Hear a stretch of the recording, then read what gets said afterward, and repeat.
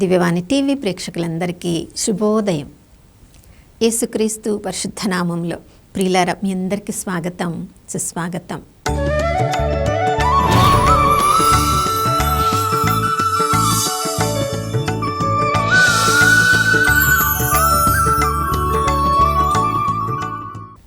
గడిచిన కాలమంతా మనల్ని ఎంతో ఉన్నత స్థితిలో ఉంచిన ఆ దేవాతి దేవుని ప్రేమను బట్టి మనస్ఫూర్తిగా వందనాలు తెలియచేద్దాం.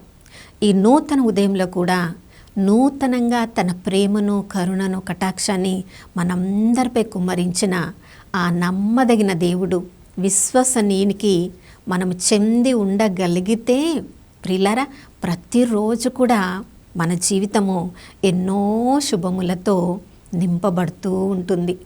నమ్మదగిన దేవుడు, విశ్వసనీయుడు, మనం కోరుకున్న దానికంటే, ఊహించిన దానికంటే ఎంతో ఎక్కువగా ఉన్నత స్థితిలో మనల్ని ఉంచాలని ఆ ప్రభు కోరుకుంటూ ఉన్నప్పుడు ప్రియులారా, మనల్లో ఉన్న దాన్ని బట్టి చూసుకొని మనము గర్వముతో ఉప్పిపోతూ ఉన్నామేమో. మనలో ఉన్న తలాంతులను అది దేవుడు ఇచ్చిన దానము అనే సంగతి, సత్యము మరచిపోయి మనము అన్నీ సాధించగలము, అన్నీ చేయగలమని చెప్పి డాంబికంగా మాటలు మాట్లాడి ఆ తలాంతులు అన్నీ ఇచ్చిన దేవుని నుంచి మనంతట మనమే దూరం అయిపోయినప్పుడు పిల్లరా, బొంకడం ద్వారా ఎన్నెన్నో కార్యాలు చేస్తామని చెప్పి ప్రజల ముందు మాట ఇచ్చి అవి చెయ్యలేనప్పుడు తలవంపులుగా మారిపోతే దాన్ని తిరిగి దేవుడు ఎందుకు నా జీవితంలో ఇలా అనుమతించాడు అని చెప్పినప్పుడు ప్రభు ఏమైనా మనకి దానికి జవాబు ఇస్తారా? ప్రభు మన నుంచి కోరుకునేది ఆయన పట్ల భయభక్తులను కలిగి ఉంటే దుష్టత్వము నుండి ప్రభు మనల్ని కాపాడుతారు. ప్రియులారా, సామెతల గ్రంథం 8వ అధ్యాయం 13వ వచనంలో విధంగా మనం చదువుతున్నాం. దేవుని పట్ల భయభక్తులను కలిగి ఉండుట అనగా దుష్టత్వమును అసహ్యించుకొనుట. మనల్ని గురించి మనం గొప్పగా చెప్పుకోవడాన్ని అసహ్యించుకొనుట, గర్వముతో పొంగిపోవడాన్ని అసహ్యించుకొనుట, మన గురించి మనము డాంబికంగా బొంకులాడుటను గురించి అసహ్యించుకొనుట. ప్రియులారా, మనలో మనకంటూ సంపాదించుకున్నది ఏదైనా ఉందా? ఈ ప్రాణమైనా మన సొంతగా మనం సంపాదించుకున్నామా? ఈ లోకంలో ఉన్నది ఏది కూడా మన సొంతగా, మన చేతులతో, మన శక్తితో, సామర్థ్యంతో సంపాదించుకున్నది ఏమీ లేనప్పుడు మరి దేని గురించి మనం గర్వపడాలి? దేని గురించి మనం డాంబికంగా చెప్పుకోవాలి? దేని గురించి ఆ దేవుని పట్ల భయభక్తులు లేకుండా దుష్టత్వాన్ని ప్రేమించాలి? నా ప్రియ సహోదరుడా, సహోదరి, ఈ ప్రభు మనకిచ్చిన తలాంతులు, ఈ జీవము కూడా ప్రభువుదే అనే సత్యంలో ప్రతిరోజు మనం జీవించగలిగితే మనకు కలిగే అన్ని అవమానముల నుండి, అన్ని ప్రమాదముల నుండి కాపాడే బాధ్యతను ఆ దేవుడే, దుష్టత్వము మన దగ్గరికి రాకుండా కాపాడే బాధ్యతను ఆ దేవుడే తీసుకుంటారు. కానీ దానియేలు గ్రంథం 4వ అధ్యాయంలో మనం నెబుకద్నెజర్ రాజు గురించి చదువుతున్నాం. అతన్ని రాజుగా చేసింది ఆ దేవుడే. తన ప్రజనే ఇజ్రాయేలీలు తను సబ్బాతు దినాన్ని పాటించమన్నప్పుడు వాళ్ళు పాటించకపోవట వలన వాళ్ళకి బుద్ధి నేర్పించడానికి అన్య రాజుడైన నెబుకద్నెజర్ రాజును దేవుడు గొప్పగా లేపాడు. కానీ అన్యుడు కాబట్టి తన సొంత శక్తి ద్వారా అంత గొప్ప రాజుగా తను తీర్చిదిద్దబడ్డాడని గర్వముతో పొంగిపోయాడు. కాబట్టి ఒకరోజు పశువులాగా అరణ్యములో ఒక పశువులాగా మేయబడాల్సిన రోజులను కూడా అతడు అనుభవించాడు. కానీ ఎప్పుడైతే 7 సంవత్సరముల తర్వాత అతనికి బుద్ధి వికసించి పరలోకపు వైపు చూసి ఆ ప్రభువుకి తన తప్పిదమును ఒప్పుకున్నాడో తిరిగి అతనికి బుద్ధి, జ్ఞానము అనుగ్రహించబడింది. మరలా మనిషిగా అతడు మార్చబడ్డాడు. ప్రియులారా, ప్రపంచంలో ఎవరైనా కూడా ఏదైనా తలాంతుని కలిగి ఉన్నారంటే, ఎవరిలో ఏదైనా కొంచెం గొప్పతనం ఉందంటే అది దేవుడు ఇచ్చిన దానము. దేవదూతలు కూడా చూడండి, లూసిఫెర్ ఎజెకియేలు గ్రంథం 28వ అధ్యాయంలో యెషయా గ్రంథం 14వ అధ్యాయంలో మనం చదువుతున్నాం. వేగువ చుక్కలాగా, ఆకాశంలో నక్షత్రంలాగా ఆ దేవాతి దేవునికి చుట్టూ ఉండి 24 గంటలు కూడా ప్రభువుని స్తుతించే అంత గొప్ప బాధ్యతను దేవుడు అతనికి అనుగ్రహించినప్పుడు, తనలో దుష్టత్వము తన మనసులో రాకముందు మంచి చరిత్ర కలిగిన వాడు, మహా సౌందర్యవతిగా ఉన్నవాడు, ఎంతో జ్ఞానము కలిగిన వాడు అయినప్పటికీ అదంతా దేవుడు ఇచ్చింది. మనులు మాణిక్యములన్నీ కూడా తనను వైభవంగా చూపించడానికి దేవునిచే అలంకరించబడినానని ఆ సంగతి సత్యము మరచిపోయినప్పుడు చూడండి, తాను కూడా దేవునిలాగా సింహాసనంలో కూర్చోవాలని, దేవుని కంటే ఉన్నతమైన సింహాసనంలో కూర్చోవాలనే దుష్టత్వము తన మనస్సులో వచ్చినప్పుడు ఆకాశము నుండి, పరలోకము నుండి భూమి మీదికి త్రోసివేయబడి ప్రిలరా దుష్ట ఆత్మగా మారి, ఇక కొద్ది కాలమే తనకి అందుబాటులో ఉంది.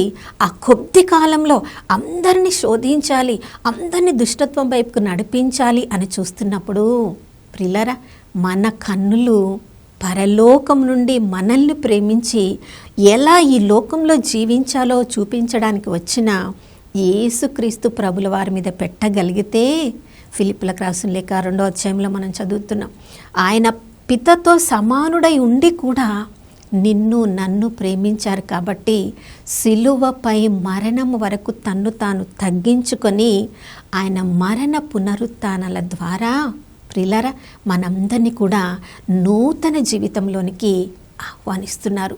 దేవుని పట్ల భయభక్తులను కలిగి ఉండడం ద్వారా మన జీవితము ఉన్నత స్థితిలోనికి లేపబడుతుందని చూపించడానికి యేసుక్రీస్తు ప్రభుల వారి లోకంలోనికి వచ్చారు. రోమీలకు రాసిన లేఖ 12వ అధ్యాయం 3-4 వచనాల్లో మనం చదువుతున్నాం.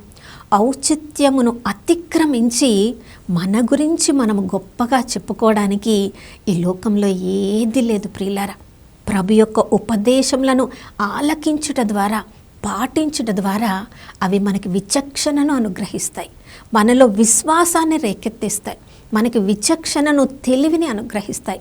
అప్పుడు మనల్ని మనము తగ్గించుకోవడం ద్వారా మనలో ఉన్న అన్ని తలాంతులను బట్టి దేవునికి వందనములు చెప్పడం ద్వారా ఎంతోమందిని వారిలో ఉన్న తలాంతులు కూడా వారి సొంత శక్తి ద్వారా పొందినది కాదు, దేవుడిచ్చిన దానమే అని దైవ భయంలో జీవించడానికి మనం ఒక మాదిరికరంగా యేసుక్రీస్తు ప్రభుల వారు మనకి మాదిరిగా ఉన్నట్లు మనం ఈ లోకంలో అందరికీ కూడా మాదిరిగా ఉన్నారు. చివరి రాత్రి భోజనం ముందు ప్రభు చూడండి తన్ను తాను తగ్గించుకొని తను ఎన్నుకున్న అపోస్తల యొక్క తనను అప్పగించబోతున్నాడు.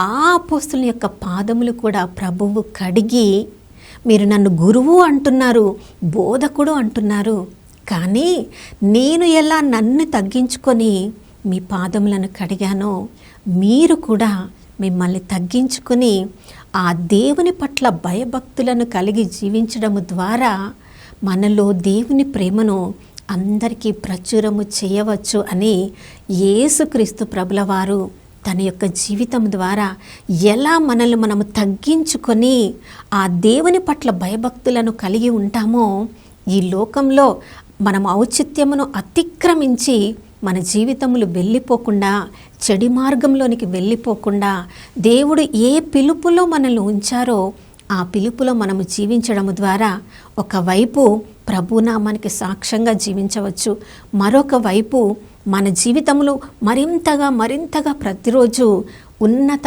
అభిషేకంలోనికి నడిపించబడినప్పుడు ప్రియులారా మన జీవితము మనకెంతో సంతృప్తిగా ఉంటుంది.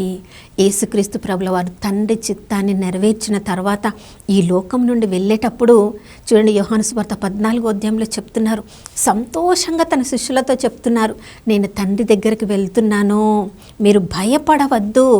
ఎవరెవరైతే తండ్రి చిత్తాన్ని నెరవేరుస్తూ తండ్రి పట్ల భయభక్తులను కలిగి ఉంటారో భయానికి వారిలో స్థలం ఉండదు.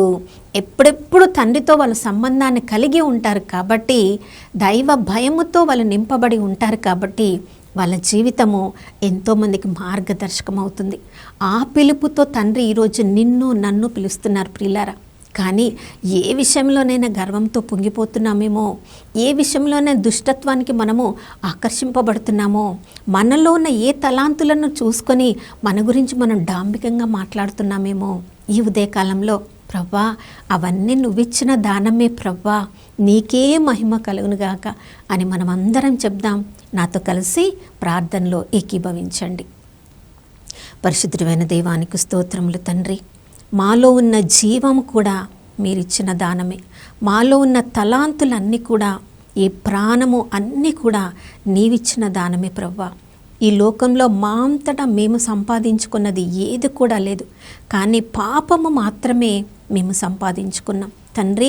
ఆ పాపము నుండి మాకు విడుదలను కలిగించి ప్రతి క్షణము కూడా దైవ భయములో జీవిస్తూ దుష్టత్వాన్ని అసహించుకుంటూ, అయ్యా మా జీవితాలకు అన్నిటికీ కారణభూతులు మీరే, మా జీవితాల ద్వారా మీకే మహిమ కలుగునుగాక అని ప్రతి క్షణము కూడా మీ వైపు దృష్టి నుంచి నైనా మీతో ముందుకు సాగిపోవడానికి ఈరోజంతా మాకు నూతన అభిషేకాన్ని అనుగ్రహించమని యేసయ్య పరిశుద్ధ నామములో అడిగి వేడుకొనుచున్నాము తండ్రి, ఆమేన్.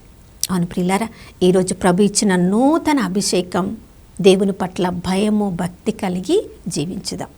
మరొక నూతన శుభోదయంలో మనం అందరం కలుసుకునే వరకు దివ్యవాణి టీవీని వీక్షిస్తూ ఉందాం. ఇమ్మానుయేలు, ప్రభు మనతో ఉన్నారు.